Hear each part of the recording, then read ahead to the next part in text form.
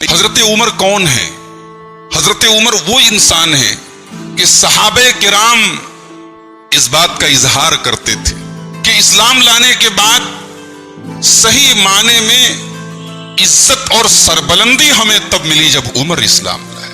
عمر رضی اللہ عنہ کے اسلام لانے کے پہلے جو کام چھپ کر کے ہوتا تھا اب کھل کر کے ہو رہا ہے۔ اس سے اندازہ لگائے کہ اس انسان کا پاور کتنا تھا، سماج میں ان کا اسٹیٹس کتنا تھا، ان کا مقام کیا تھا۔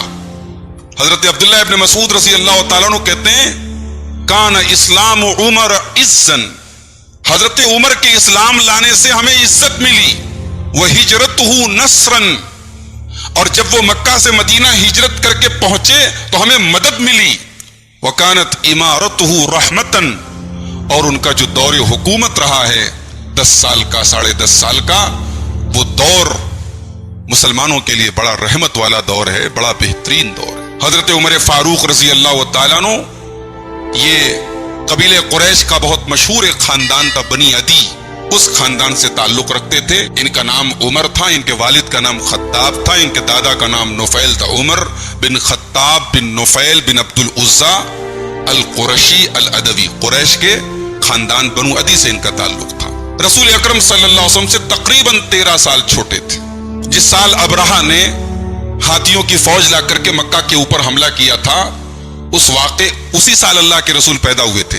اس واقعے کے تقریباً 13 سال کے بعد حضرت عمر پیدا ہوئے۔ حضرت عمر رضی اللہ تعالیٰ عنہ مکہ کے ان سیلیکٹڈ لوگوں میں سے تھے جنہیں پڑھنا لکھنا آتا تھا، پڑھنا بھی آتا تھا، لکھنا بھی آتا تھا، اور پہلوان تھے۔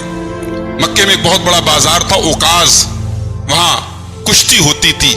حضرت عمر فاروق رضی اللہ تعالیٰ عنہ اس کشتی میں حصہ لیا کرتے تھے۔ رسول اکرم صلی اللہ تعالیٰ علیہ وسلم نے جب نبوت کا اعلان فرمایا تو حضرت عمر رضی اللہ عنہ شروع میں بہت مخالف تھے اللہ کے رسول کے، اسلام نہیں لائے تھے، بلکہ ان کے خاندان کے جو لوگ اسلام لاتے تھے ان کو یہ منع کرتے تھے، ان کو روکتے تھے، ان پر پریشر ڈالتے تھے، بعض لوگوں کو کمزور پاتے تھے تو ٹارچر بھی کرتے تھے۔ رسول اکرم کی بڑی خواہش تھی کہ عمر فاروق رضی اللہ تعالیٰ عنہ ایمان لے آئیں۔ اللہ کے نبی دعا کیا کرتے تھے، حدیث کے الفاظ ہیں، ترمذی کی کتاب المناقب کی روایت ہے 3681 نمبر کی۔ اللہ کے نبی دعا کرتے تھے اللہم اعز الاسلام باحب ہذین الرجلین، اے اللہ 2 لوگوں میں جو تجھے زیادہ پیارا ہو تجھے اسلام کی توفیق دے دے، اس کے ذریعے اسلام کو عزت دے دے۔ کون 2 لوگ ہیں؟ بأبی جہل او بعمر بن الخطاب، ابو جہل یا عمر بن خطاب میں سے اے اللہ جو تجھے محبوب ہو اس کو تو اسلام کی توفیق دے دے اور اس کے ذریعے تو اسلام کو عزت عطا فرما۔ حدیث کے الفاظ ہیں وَكَانَ أَحَبَّهُمَا إِلَيْهِ، اللہ تبارک و تعالیٰ کو عمر کی ہدایت منظور تھی، ابو جہل کی ہدایت منظور نہیں۔ ابو جہل کو اسلام کی توفیق نہیں ملی، لیکن حضرت عمر رضی اللہ تعالیٰ نے ایمان لائے۔ دشمنی اور مخالفت کا ایک دور تھا، لیکن بہرحال ایمان لائے، اور جب ایمان لائے تو صحابہ کرام رضوان اللہ تعالیٰ علیہ مجمعین کہتے ہیں کہ ان کے ایمان لانے سے ہمیں بڑی عزت ملی، بڑی طاقت ملی۔ مکے میں کمزور تھے ہم، چھپ چھپ کر کے نمازیں پڑھتے تھے، چھپ چھپ کر کے اللہ کا نام لیتے تھے، اسلام کی دعوت پیش کرنے میں نبی اکرم صلی اللہ علیہ وسلم اور صحابہ کرام ہچکچاتے تھے۔ عمر رضی اللہ عنہ جب ہمارے درمیان آئے وہ ہچکچاہٹ دور ہو گئی، اب ہم علی اعلان اسلام کی دعوت اور تبلیغ کرنے لگے۔ حضرت عمر فاروق رضی اللہ تعالیٰ عنہ ان 10 صحابہ کرام میں سے ہیں جن کا نام لے کر کے اللہ کے نبی نے جنت کی بشارت سنائی ہے۔ حضرت ابو بکر، عمر، عثمان، علی، طلحہ، زبیر، سعد بن ابی وقاص، سعید بن زید، ابو عبیدہ ابن الجراح اور عبد الرحمن ابن عوف، یہ 10 صحابہ ہیں جن کا نام لے کر کے اللہ کے نبی نے جنتی کہا ہے، اس میں سے حضرت عمر ہے۔ حضرت عمر اللہ کے رسول صلی اللہ علیہ وسلم کے سسر بھی ہیں۔ حضرت عمر کی صاحبزادی حضرت حفصہ اللہ کے رسول کے نکاح میں آئیں، اور اسی لیے حضرت عمر اپنی کنیت جو استعمال کرتے تھے، جس کنیت سے ان کو جانا جاتا تھا ابو حفص ان کو کہا جاتا تھا، اس کنیت کو وہ اپنے لیے پسند کرتے تھے۔ حضرت عمر رضی اللہ تعالیٰ عنہ کے ذریعے اسلام کا بڑا فائدہ ہوا، مسلمانوں کا بڑا فائدہ ہوا۔ ان کا جو 10 سال کا دور خلافت رہا ہے بڑا شاندار دور رہا ہے۔ دنیا کی 2 سپر پاور، ایک رومن امپائر اور ایک پرسین امپائر، ایک روم کی طاقت، ایک ایران کی طاقت، ان دونوں طاقتوں کو اسلام کی جھولی میں لے آئے حضرت عمر فاروق رضی اللہ۔ اللہ کے نبی صلی اللہ علیہ وسلم نے خواب دیکھا تھا ایک مرتبہ، بخاری کی روایت ہے، किताब फ़ज़ाइल असहाब नबी में इमाम बुखारी लाए हैं, 3691 नंबर की हदीस है। अल्लाह के नबी कहते हैं कि मैं सोया हुआ था, मैंने ख्वाब में देखा कुछ लोग मेरे ऊपर पेश किए गए, वो अलैहिम कुमुसन, कुछ लोग पेश किए गए वो कुर्ता पहने हुए थे। फमिनहा मा यबलुगु सदिया, कुछ लोगों का कुर्ता जो था वो छोटा था, बस सीने तक पहुंच रहा था। वमिनहा मा यबलुगु दूना ज़ालिक, कुछ लोगों का कुर्ता और लंबा था और नीचे जा रहा था। व उरिज़ा अलैया उमरु, और उसी ख्वाब में मैंने देखा कि हजरत उमर फारूक आए। व अलैहि कमीसुन इजतर्रहु, उमर का कुर्ता इतना लंबा था कि वो जमीन पर उनका कुर्ता जो है लटक रहा था, जमीन पर खींचते हुए उसको चल रहे थे। कालू फमा अव्वलतहु या रसूल अल्लाह, साहबा ने कहा कि या रसूल अल्लाह इस ख्वाब की ताबीर क्या है, इस ख्वाब का मतलब क्या है? प्यारे नबी ने फरमाया अद्दीन, उमर के जरिए अल्लाह तबारक व तआला दीन का बहुत काम। सही बुखारी की एक और हदीस देखिए, 3684 नंबर की हदीस है। अब्दुल्लाह इब्न उमर रज़ी अल्लाह तआला अन्हु कहते हैं प्यारे नबी सल्लल्लाहु अलैहि वसल्लम ने फरमाया कि मैंने ख्वाब में देखा कि लोग एक बहुत बड़े मैदान में इकट्ठा हैं। फकाम अबू बकरिन, इतने में अबू बकर खड़े हुए और वहां पे कुआं था। फनज़अ ज़नूबन औ ज़नूबैन, तो उन्होंने कुएं से पानी निकाला, एक डोल निकाला या दो डोल निकाला। वफी बाज़ नज़इही ज़अफ़ुन, अबू बकर जब डोल निकाल रहे थे, कुएं से पानी निकाल रहे थे, तो बहुत ज्यादा स्पीड से नहीं निकाल लेते, उनके निकालने में कुछ कमजोरी थी। उसके बाद अल्लाह के नबी कहते हैं वल्लाहु यग़फ़िरु लहु, अबू बकर कुएं से डोल निकाल रहे थे, कुछ कमजोरी थी उनके निकालने में, अल्लाह उनको माफ करे। सुम्मा अख़ज़हा उमर, फिर उस कुएं के उस डोल को उमर ने अपने हाथ में ले लिया। फस्तहालत बियदिही ग़रबन, और वो छोटा सा डोल जब उमर के हाथ में गया तो बहुत बड़ा सा डोल बन गया, उसका साइज बहुत बड़ा हो गया।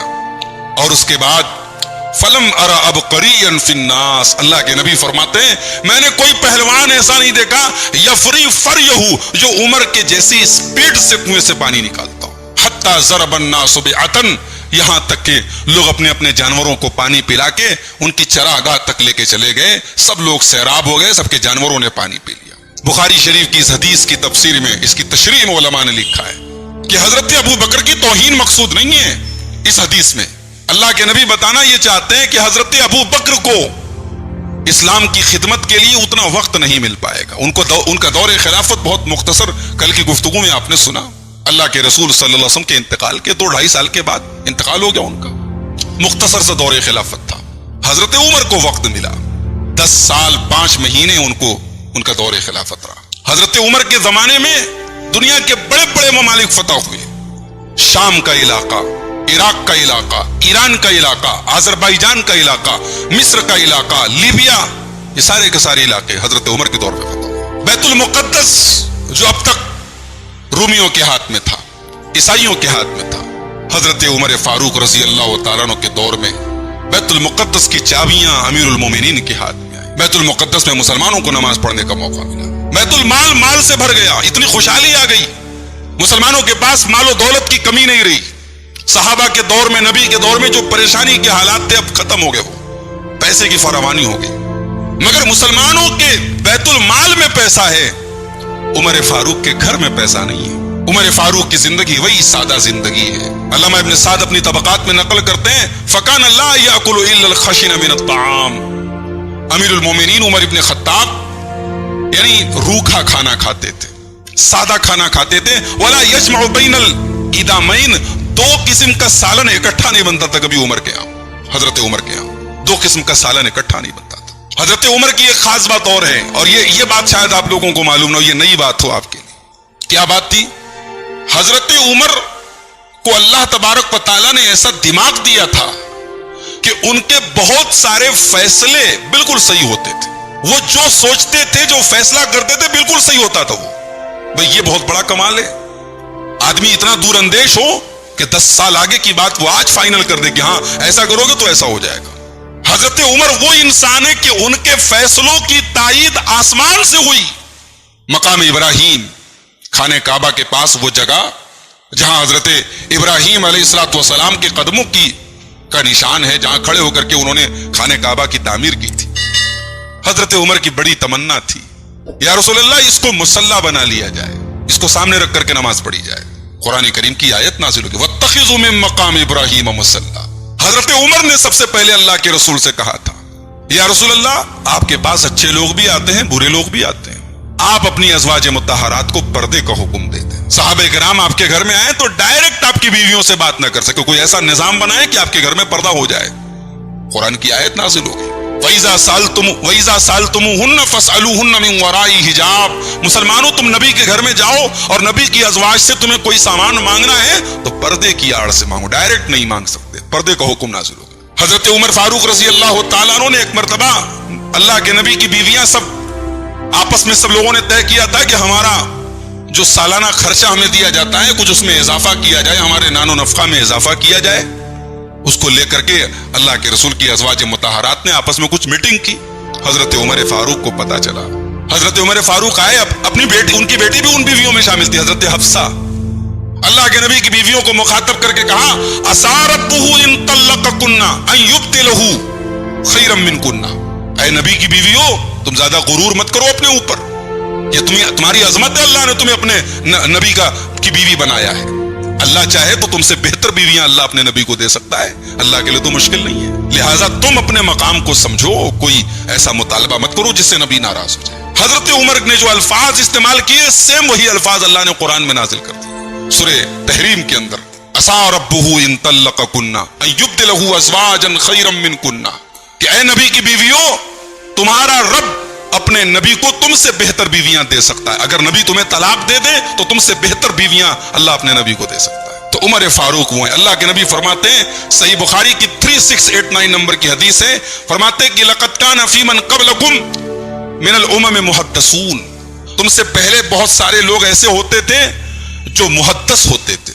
بھئی ایک ہوتا ہے محدث, حدیث بیان کرنے والا, اور ایک ہوتا ہے محدث جس کے دل میں اللہ تعالیٰ صحیح بات ڈال دے, صحیح بات کا الہام کر دے. اللہ کے رسول نے فرمایا تم سے پہلے کی امتوں میں محدث ہوتے تھے, اور اگر میری امت میں کوئی ایسا ہوتا تو یہ عمر ہوتے. حضرت عمر رضی اللہ تعالیٰ عنہ اپنے دور خلافت میں راتوں کو گشت لگاتے تھے. حکمراں وہ ہوتا ہے جسے عوام کی فکر ہو.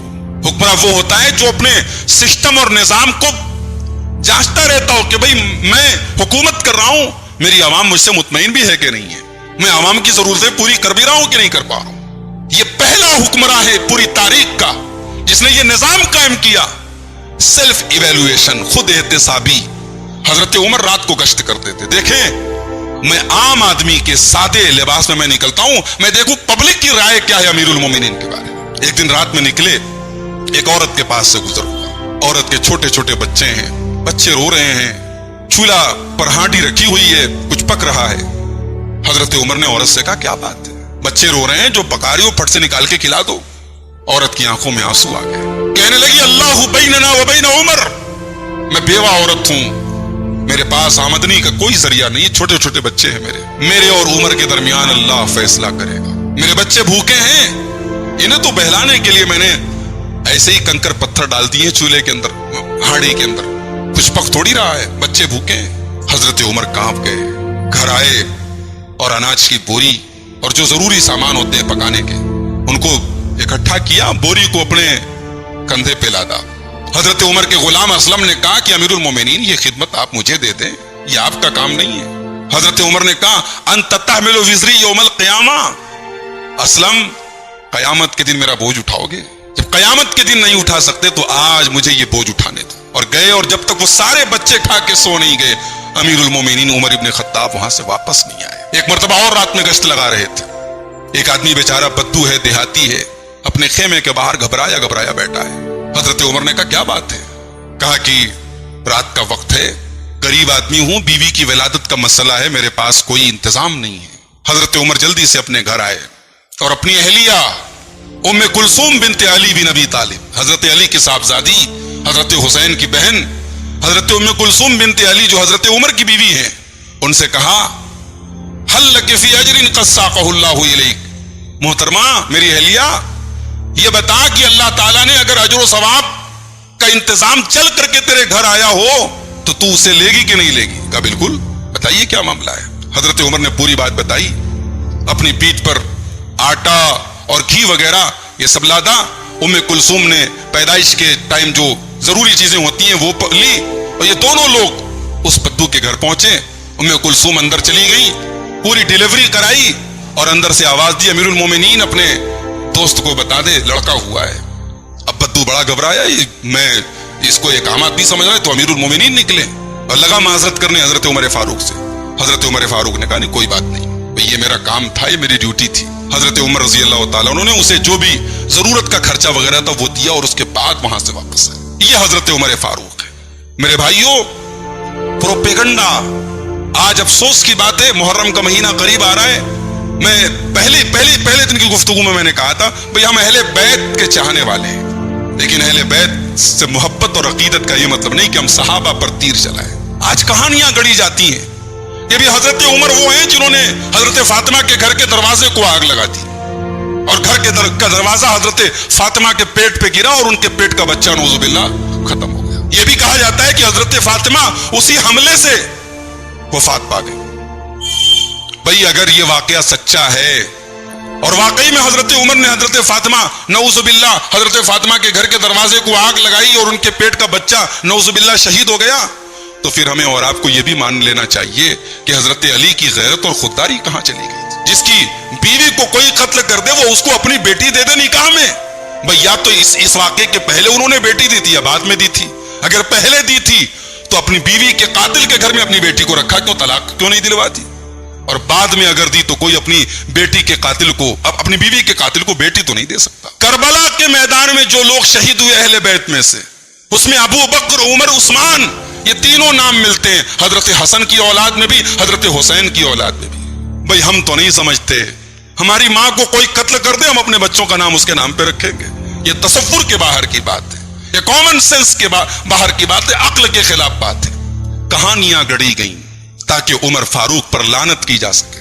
آج ممبروں پہ لوگ بیٹھ کے جھوٹے واقعات بیان کرتے ہیں اور حضرت فاطمہ کی مظلومیت بیان کرتے ہیں, اور سننے والے حضرت عمر کے خلاف اپنے دل میں بغض و عداوت بھرتے ہیں. جس عمر کے بارے میں نبی نے جس کی ہدایت کی دعا کی ہو, جس عمر نے اپنی پوری زندگی کو اسلام کے لیے وقف کر دیا ہو, جس کے دور حکومت مسلمانوں کے لیے گولڈن پیریڈ رہا ہو, اس عمر پر آج کوئی لعنت کرے, میں سمجھتا ہوں اس انسان سے زیادہ ملعون کوئی نہیں ہو سکتا. حضرت عمر رضی اللہ تعالیٰ عنہ نبی کے ان صحابہ میں سے جن کا نام لے کے نبی نے جنتی کہا, مگر تقویٰ کا یہ عالم ہے, خوف خدا کا یہ عالم ہے, اللہ کے ڈر کا یہ عالم ہے کہ حضرت حذیفہ ابن یمان سے سوال کرتے ہیں, حذیفہ تجھے اللہ کے رسول نے منافقوں کی لسٹ دی تھی, تجھے بتایا تھا اللہ کے رسول نے مدینہ میں کون کون منافق ہے, حذیفہ سچ بتانا, میں تجھے اللہ کا واسطہ دیتا ہوں, یہ بتا اس لسٹ میں کہیں میرا نام تو نہیں ہے. کون کہہ رہا ہے؟ حضرت عمر فاروق رضی اللہ تعالیٰ. حضرت حذیفہ کہتے ہیں اللہم لا ولا ابرئ احدا بعدک, اے امیر المومنین کیسی بات کر رہے, اللہ معاف کرے, ایسا کبھی نہیں ہو سکتا. اگر آپ اس لسٹ میں شامل ہو گئے تو پھر اور کون بچے گا, پھر تو کوئی بچ نہیں پائے گا. ایسا بالکل نہیں ہے, قطعی نہیں ہے, غلط بات ہے, ایسا آپ مت سوچیے. یہ حضرت عمر فاروق ہے. حضرت عمر فاروق اتنے دور اندیش آدمی تھے. مدینہ کے اندر بہت سارے غیر مسلم غلام رہتے تھے. ایران کے پارسی لوگ بھی ہیں, یہودی لوگ بھی ہیں, عیسائی بھی ہیں. حضرت عمر رضی اللہ عنہ اس کے سخت خلاف تھے. اب ایران کے مجوسی ہیں یا عیسائی ہیں, یہودی ہیں, یہ سستے میں غلام کے طور پہ سستے میں مل جاتے تھے, لوگ غلام کا کام لیتے تھے ان سے. حضرت عمر اس کے خلاف تھے. مدینہ کے اندر ان غیر مسلم, ان مشرک غلاموں کو نہ رکھا جائے, ان سے ہم کو خطرہ ہے. اور حضرت عمر کی دور اندیشی بعد میں چل کے سمجھ میں آئی. حضرت عمر کا قاتل بھی ایک پارسی غلام تھا, ابو لولو فیروز, حضرت مغیرہ ابن شعبہ کا غلام تھا. حضرت عمر کے بہت سارے ایسے فیصلے ہیں. حضرت خالد بن ولید رضی اللہ تعالیٰ عنہ یہ مسلمانوں کی فوج کے کمانڈر تھے, اور حضرت خالد بن ولید کا ایک ریکارڈ یہ رہا ہے کہ وہ جتنی جنگوں میں کمانڈر رہے وہ جنگ کبھی ہاری نہیں خالد بن ولید.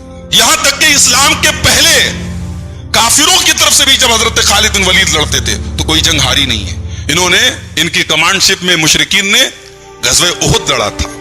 غزوہ احد میں مشرکوں کی طرف سے, کافروں کی طرف سے خالد بن ولید کمانڈر تھے, اور مسلمان جنگ جیت چکے تھے, مگر خالد بن ولید تو خالد بن ولید تھے. بھئی آج بھی دنیا کے فوج کے جو ماہرین ہوتے ہیں, آج آپ انٹرنیٹ پہ جا کے سرچ کر لیں, टॉप 10 पूरी दुनिया की तारीख में, यानी फौजी जो निजाम होता है, फौज की जो हिकमत होती है, फौज की कमांडशिप करने का जो हुनर होता है, उसमें आज भी टॉप 10 में हजरत खालिद बिन वलीद शामिल है पूरी दुनिया की तारीख में। गज़वे उहद में मुसलमान जीत रहे थे, मुशरिकीन हार रहे थे, मुशरिकीन भाग रहे हैं। हजरत खालिद जो है मुसलमानों का कोई कमजोर कोना तलाश करो, कोना उनको मिल गया, वो पहाड़ी मिल गई जहां अल्लाह के रसूल सल्लल्लाहु अलैहि वसल्लम ने 50 सहाबा को तैनात किया था कि कुछ भी हो जाए यहां से नहीं हटना है। हजरत खालिद बिन वलीद ने देखा कि वहां तो 10 आदमी खड़े हैं, नबी ने 50 लोगों को तय किया था, जब जंग मुसलमान जीत गए 50 में से 40 चले गए, 10 बचे। खालिद बिन वलीद रजी अल्लाह तआला अन्हु, जो अभी रजी अल्लाह तआला अन्हु नहीं थे, अभी मुसलमान नहीं थे, उन्होंने उसी जगह से बैक डोर से हमला किया मुसलमानों पर, मुसलमान जीती जंग हार गए। तो ये खालिद बिन वलीद थे। मुसलमान सिपाहियों के बीच में एक मैसेज ये जाने लगा कि भाई खालिद को कोई हरा नहीं सकता है, खालिद तो खालिद है, सैफुल्लाह है, अल्लाह की तलवार है। हजरत उमर फारूक को ये बात पसंद नहीं आई। हजरत उमर ने लेटर भेजा, खालिद बिन वलीद को कमांडर के ओहदे से हटाया जाए और अबू उबैदा इब्न जर्राह को कमांडर बनाया जाए। अल्लाहु अकबर। आज हमारे और आपके यहाँ कुर्सी और ओहदे की बड़ी लड़ाई होती है, भाई इनको ये ओहदा क्यों मिल गया, हमें क्यों नहीं मिला। मस्जिदों में, मदरसों में, जमातों में, तंजीमों में ओहदे को लेकर बड़ी रस्साकशी है। सहाबे किराम से सीखो मेरे भाइयों, वो दुनियादार लोग नहीं थे, वो खिदमत करना जानते थे।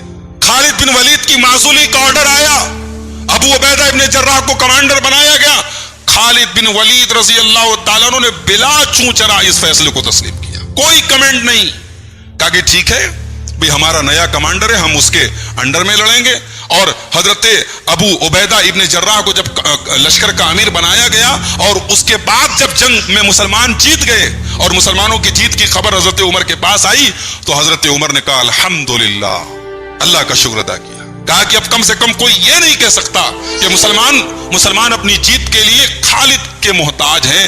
अबू उबैदा के को कमांडर बनाया, तब भी मुसलमानों को जीत मिली। ये हजरत उमर फारूक रजी अल्लाह तआला। हजरत उमर ने एक दुआ की थी, कहा था अल्लाहुम्मा रज़ुक़नी शहादतन फी सबीलिक, ऐ अल्लाह मैं तेरी राह में शहीद होना चाहता हूं।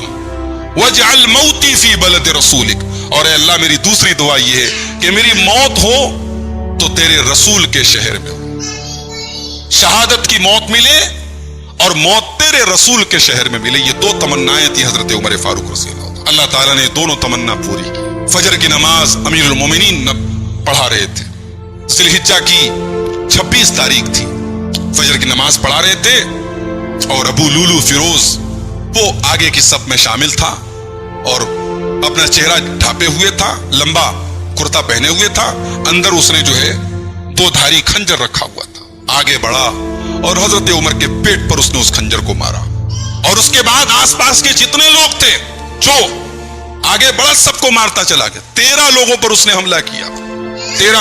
13 में से 7 लोग उसी वक्त वहीं पर शहीद हो गए। लेकिन अब हैरत की बात यह है, आज हजरत उमर रजी अल्लाह तआला अन्हु जैसे ही मुसल्ले पर गिरे, फौरन हजरत अब्दुर्रहमान इब्न औफ का हाथ पकड़ा और उनको मुसल्ले पर आगे बढ़ा दिया। भाई ये सहाबा थे, अमीरुल मोमिनीन तड़प रहे हैं, खून बह रहा है, मुसल्ले पर गिरे हैं, नमाज नहीं रुकी है। फौरन इमाम चेंज हो गया, अब्दुर्रहमान इब्न औफ को आगे बढ़ाया, उन्होंने जल्दी से हल्की हल्की नमाज पढ़ाई। जब सलाम फेरा गया, हजरत अब्दुर्रहमान इब्न औफ ने सलाम फेरा तो हजरत उमर ने पहला सवाल यह किया, मन क़तलनी, जरा देखो मेरे ऊपर यह कातिलाना हमला किसने किया है। जवाब मिला, मुगीरा इब्न शोबा के गुलाम ने किया है। हजरत उमर ने कहा, अल्हम्दुलिल्लाहिल्लज़ी लम यजअल मैतती बियद रजुलिन यद्दईल इस्लाम, ऐ अल्लाह तेरा शुक्र है तूने मेरी मौत ऐसे आदमी के हाथ से नहीं करवाई, मेरी मौत ऐसे शख्स के जरिए नहीं हो रही है जो इस्लाम का दावा करता है। मुसलमान ने मेरे ऊपर हमला नहीं किया, मुझे मारने वाला, मुझे कत्ल करने वाला एक मुशरिक है। उसके बाद हजरत उमर को घर लेके जाया गया। इतना यानी खतरनाक हमला हुआ था, इतना कारी हमला हुआ था कि अतड़ियां वगैरह सब कट गई थी। हकीम आए, दवाएं पिलाई जा रही हैं, दवा सब बाहर जा रही है, अंदर कोई दवा टिक नहीं रही। हजरत उमर को यकीन हो गया कि अब मेरी मौत का टाइम करीब आ गया। चेहरे पर बड़ी घबराहट थी। एक नौजवान आया, उसने हजरत उमर के चेहरे पर घबराहट देखी, उसने कहा, अबशिर या अमीरुल मोमिनीन बेबुश्रिल्लाहि लक, अरे अमीरुल मोमिनीन आप घबराए क्यों हैं, आप खुश हो जाइए, اللہ تعالیٰ نے آپ کو بڑا نوازا ہے. من صحبت رسول اللہ صلی اللہ علیہ وسلم, آپ اللہ کے رسول کے صحابی ہیں. وقدم فی الاسلام, اور شروع میں اسلام لائے ہیں. ثم ولیتا, پھر آپ کو جب خلیفہ بنایا گیا. فعدلتا, آپ نے بڑے عدل و انصاف کے ساتھ لوگوں میں کام کیا ہے. اور اس کے بعد اب اللہ آپ کو شہادت کی موت دے رہا. اب آپ کو کیا چاہیے؟ حضرت عمر نے کہا وددت ان ذلک کفاف لا علی ولا لی, میری تمنا تو یہ ہے کل قیامت کے دن جب میری نیکیاں اور میری گناہوں کو تولا جائے تو اگر میں برابر پر بھی چھوٹ جاؤں, میرے گناہ اور میری نیکیاں برابر ہوں, تب بھی مجھے منظور ہے. اللہ کی بارگاہ میں برابر پہ چھوٹ جاؤں, مجھے منظور ہے. اس کے بعد وہ نوجوان جانے لگا. حضرت عمر کی نظر اس کے پائجامے پر پڑی, اس کی لنگی پر پڑی. حضرت عمر نے دیکھا کہ اس کا کپڑا جو ہے وہ ٹخنے کے نیچے جا رہا ہے. شہادت کا وقت ہے, موت کا وقت ہے, آخری وقت ہے. ہمارے ہاں کپڑا اگر ٹخنے کے نیچے, بھئی کوئی بہت بڑا میٹر نہیں ہے. کہنے والے یہاں تک کہتے بھئی اب ان سب چیزوں سے تھوڑا اوپر اٹھ جاؤ.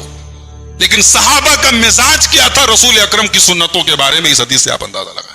حضرت عمر نے دیکھا نوجوان کا کپڑا ٹخنے کے نیچے لٹک رہا ہے, بلایا اس کو, کہا کہ یبن اخی ارفع ثوبک, اے میرے بھتیجے اپنے کپڑے کو تھوڑا اوپر کر لے. فإنه انقى لثوبک واتقى لربک, اسی میں تیرے کپڑے کی صفائی ہے اور تیرے رب کا ڈر اور تیرے رب کا تقوی بھی یہی ہے کہ تو اپنے کپڑے کو ٹخنے کے اوپر. علماء کہتے ہیں کہ امر بالمعروف اور نہی عن المنکر کا جو فریضہ ہے شریعت میں, وہ حضرت عمر نے اس کا مطلب بتایا کہ اتنے نازک موقع پر بھی غلط کام کو حضرت عمر نے برداشت نہیں کیا.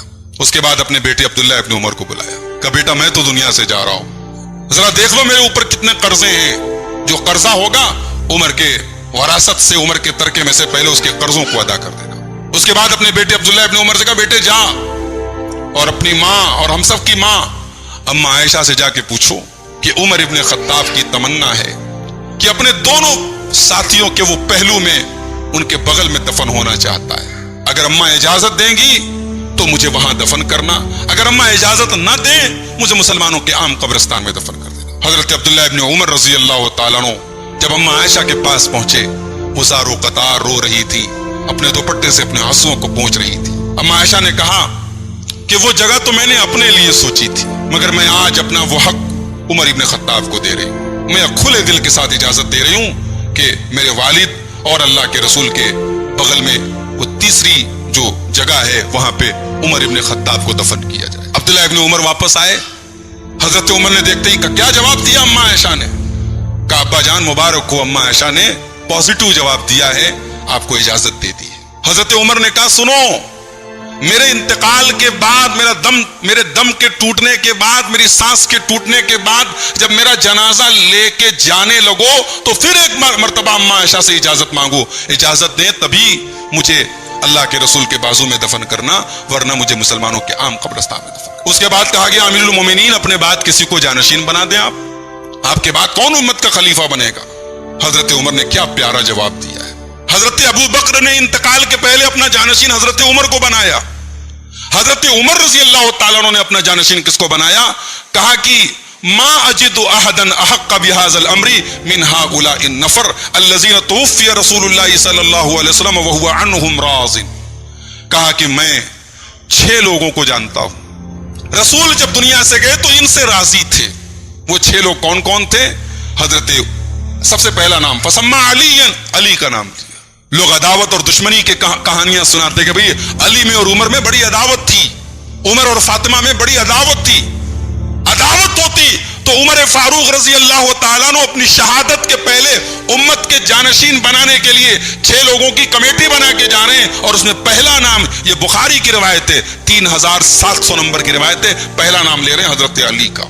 فسمى علی, اللہ کے نبی جب دنیا سے گئے تو 6 لوگوں سے راضی تھے جو اس وقت زندہ ہیں. اس میں پہلا نام لیا علی کا, وہ عثمان کا, وہ زبیر کا, وہ طلحہ کا, وہ سعد حضرت سعد کا, وہ عبد الرحمن ابن عوف کا. اپنے بہنوئی سعید ابن زید کا نام نہیں لیا. سعید بن زید بھی تھے ان صحابہ میں جن 10 صحابہ کو اللہ کے رسول نے جنتی کہا تھا, مگر چونکہ بہنوئی تھے حضرت عمر نے کہا نہیں, اب میرے خاندان میں, میری رشتہ داری میں اب خلافت اور حکومت نہیں رہے گی, میرے بہنوئی کو بھی اس لسٹ سے نکال دو. 6 لوگوں کا نام تجویز کیا. 26 ذی الحجہ سن 24 ہجری کو حضرت عمر فاروق کے اوپر حملہ ہوا اور 4 دن کے بعد 1 محرم الحرام کو آپ کا انتقال ہوا اور اسی دن آپ کو دفن کیا گیا، اور مدت خلافت جو رہی آپ کی وہ 10 سال 5 مہینہ 21 دن کی رہی۔ حضرت عمر کے دور میں شورا کا نظام بڑا زبردست تھا، مسلمانوں کے درمیان ایک سسٹم تھا کہ جو سمجھدار قسم کے ٹاپ یعنی ایلیٹ کلاس ہے مسلمانوں میں، جو پڑھے لکھے سمجھدار لوگ ہیں، حضرت عمر نے ان کی ایک مجلس بنائی تھی، ان کی ایک کمیٹی بنائی تھی اور بڑے بڑے فیصلوں میں ان سے مشورہ لیتے تھے۔ اور آپ کو ایک حیرت کی بات بتاؤں کہ حضرت عمر کی مجلس شورا میں عبداللہ ابن عباس بھی تھے، جو کہ بہت کم عمر تھے، 14-15 سال ان کی عمر تھی۔ تو اعتراض بھی کیا گیا، لوگوں نے اعتراض بھی کیا کہ آپ نے ان بڑے بوڑھوں کے بیچ میں اس نوجوان کو کیوں رکھا ہے؟ کہا کہ اس کے علم کی وجہ سے رکھا ہے۔ اور پھر لوگوں کے درمیان امتحان لینے کے لیے ایک مرتبہ حضرت عمر نے عبداللہ ابن عباس سے پوچھا، بیٹا یہ بتاؤ اذا جاء نصر اللہ والفتح اس سورت کا کیا مطلب ہے؟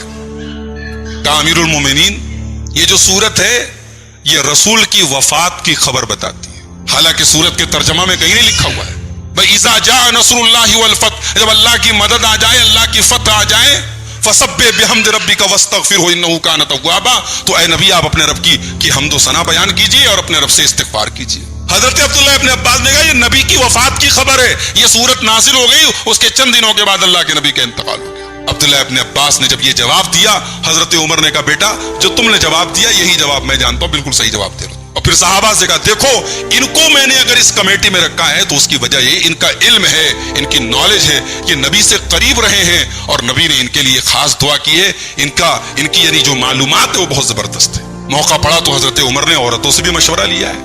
حضرت عمر ایک مرتبہ گشت کر رہے تھے، رات میں ایک عورت کی آواز سنائی تھی، ایک عورت رو رہی تھی اور کہہ رہی تھی تطاول هذا الليل واسود جانبه وارقني الله حبيب ولائبه، یہ رات لمبی ہو رہی ہے اور رات کی تاریکی پھیلتی چلی جا رہی ہے اور میرے لیے تکلیف کی بات یہ ہے کہ میرا محبوب میرے پاس نہیں ہے۔ یعنی وہ عورت جو ہے شوہر سے دور تھی، شوہر اس کا اسلامی فوج میں بھرتی تھا اور غزوے پر گیا تھا، شوہر سے دور تھی اور اپنے دکھ کا اظہار وہ شاعری کے ذریعے کر رہی تھی۔ حضرت عمر فاروق گھر آئے اور اپنی بیٹی حفصہ کو بلایا، ام المومنین حضرت حفصہ جو حضرت عمر کی صاحبزادی بھی تھی ان کو بلایا اور کہا بیٹا یہ بتاؤ کہ شوہر کے بغیر جو ہے وہ بیوی کتنے دن زیادہ رہ سکتی ہے تمہارے حساب سے؟ تو انہوں نے کہا کہ 6 او 7 اشہر، 6 یا 7 مہینے میکسیمم ہے، اس سے لمبے پیریڈ کے لیے شوہر کا بیوی سے دور رہنا ٹھیک نہیں ہے۔ حضرت عمر رضی اللہ تعالیٰ عنہ نے اسی وقت فیصلہ کیا، کہا کہ لا احبس الجیش اکثر من ھذا، آج سے میں یہ فیصلہ لیتا ہوں کہ اپنے فوجیوں کو اس سے زیادہ لمبے پیریڈ تک میں گھر سے دور نہیں رکھوں گا۔ وہ یعنی روٹیشن کا نظام چلے گا، یہ چلا گیا تو گھر چلا جائے پھر اس کی جگہ دوسرا چلا جائے، لیکن 6 مہینے سے زیادہ کوئی اپنے پریوار سے دور نہ رہے۔ یہ حضرت عمر کا نظام شورا تھا۔ ایک مرتبہ قحط سالی کا دور آیا حضرت عمر کے دور میں، لوگوں کے پاس اناج کی کمی ہو گئی، کھانے پینے کی چیزوں کی کمی ہو گئی۔ حضرت عمر فاروق رضی اللہ تعالیٰ عنہ گھی استعمال کرتے تھے گھر میں کھانے میں، انہوں نے گھی کا استعمال بند کر دیا۔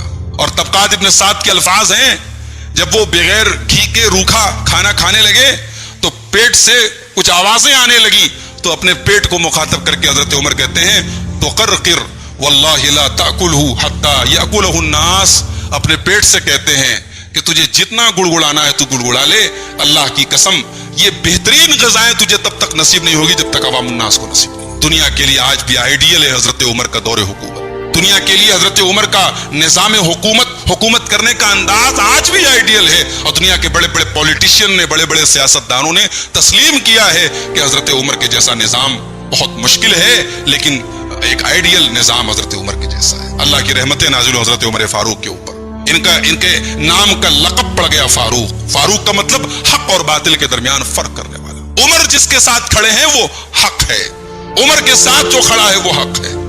حضرت عمر کے بارے میں اللہ کے نبی نے کہا تھا کہ اے عمر، شیطان ما لقیک الشیطان فی فج، جس راستے سے عمر تم گزرتے ہو شیطان وہ گلی وہ راستہ بدل دیتا ہے۔ آج بھی اگر انسان عمر فاروق کے ساتھ نہیں کھڑا ہے، عمر فاروق سے بغض رکھتا ہے، ان کے خلاف دل میں بدگمانیاں رکھتا ہے، وہ اپنے ایمان کی خیر منائے، وہ سمجھ لے وہ کس کے ساتھ کھڑا ہے۔